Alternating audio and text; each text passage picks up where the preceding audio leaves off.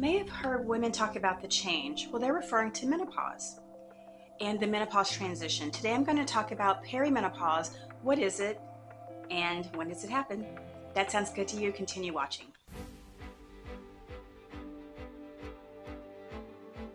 Well, welcome back to my channel. I'm duPont, a board certified gynecologic oncologist. Today I'm going to talk about perimenopause. I see patients in the office who aren't certain if they've gone through menopause. And a lot of times what I explain to them is that they may be in that kind of in-between period.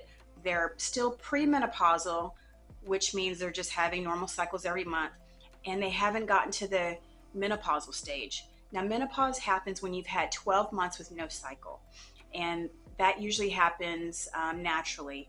Now, if you're on certain medicines or if you have other health issues that may have stopped your cycles, that may not be menopause. Menopause is kind of a natural transition where you've had no cycles for 12 months.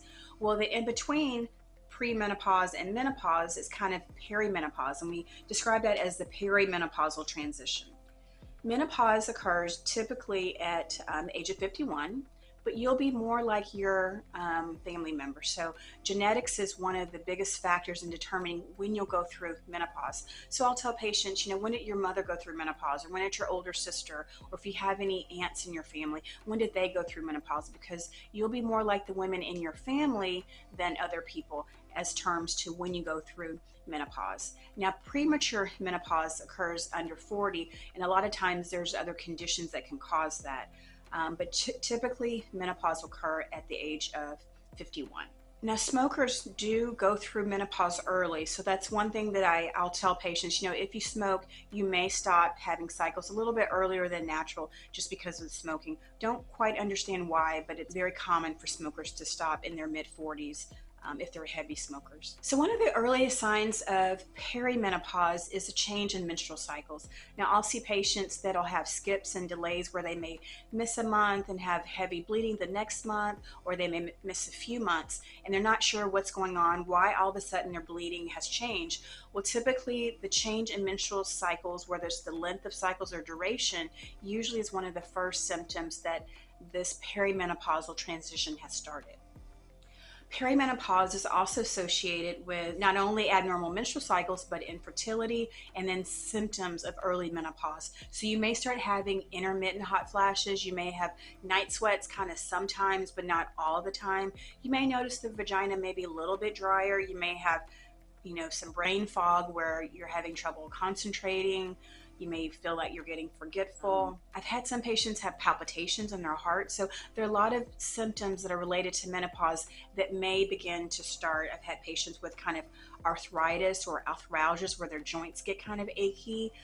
And I've had patients complain of like dry eye. Typically your skin will get drier as you get through menopause, and that's just part of the kind of collection of symptoms regarding or related to menopause. But those are some of the symptoms women may begin to have.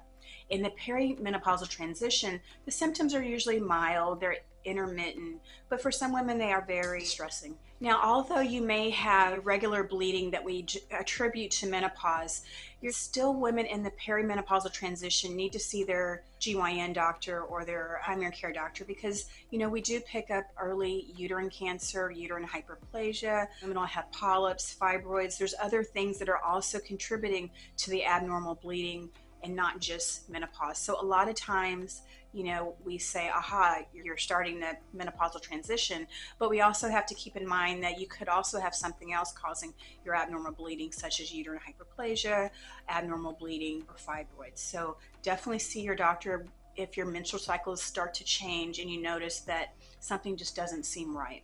Now, the perimenopausal transition may last from 4 to 8 years, and it's when the serum anti-Mullerian hormone is undetectable. Usually that level will drop within 4 to 5 years of menopause. Well, usually when your serum AMH, which is anti-Mullerian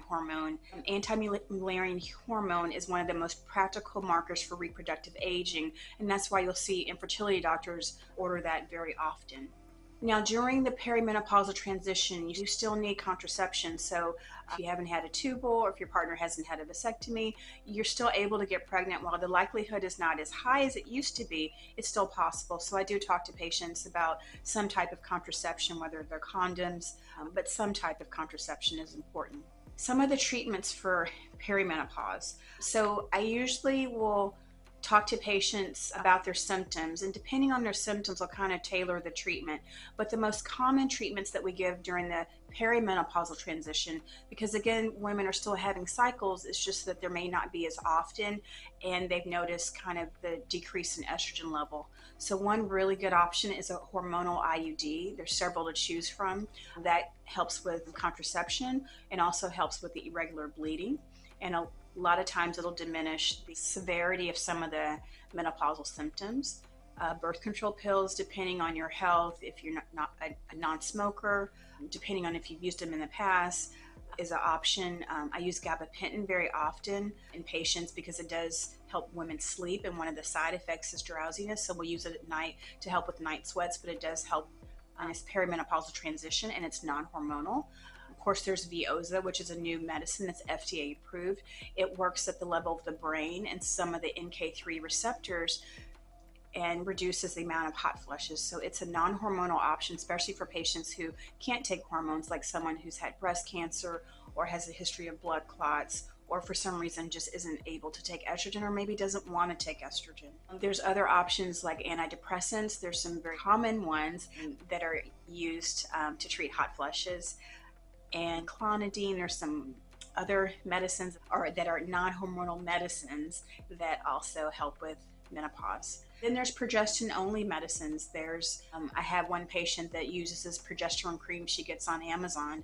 I'm still surprised that she can get it on Amazon, but it works for her and reduce her symptoms. So progesterone is a very common medicine that will help with the bleeding and also help with some of the vasomotor symptoms. So there's a lot of different options. So definitely speak to your healthcare providers, because again, no two women are treated the same, because everyone's kind of major symptom may be different. So just keep in mind, if you're having perimenopausal symptoms where you're not through menopause just yet, but the symptoms are beginning to bother you where they interfere with your quality of life, talk to your healthcare provider, talk to your gynecologist about your symptoms, because there is treatment. We don't want you to suffer in silence. We don't want you to think that there's nothing we can do, because there are very, very good treatments that actually may help your symptoms. And a lot of times, the doctors may not ask you about your symptoms, but if they're concerning to you, definitely bring it up. Well, today we talked about perimenopause, what it is, when it happens, and when it occurs. If you have any questions or comments, just put them in the comments box below. And continue watching. I have several videos on this topic. And if it interests you, keep watching. Thank you, and see you next time.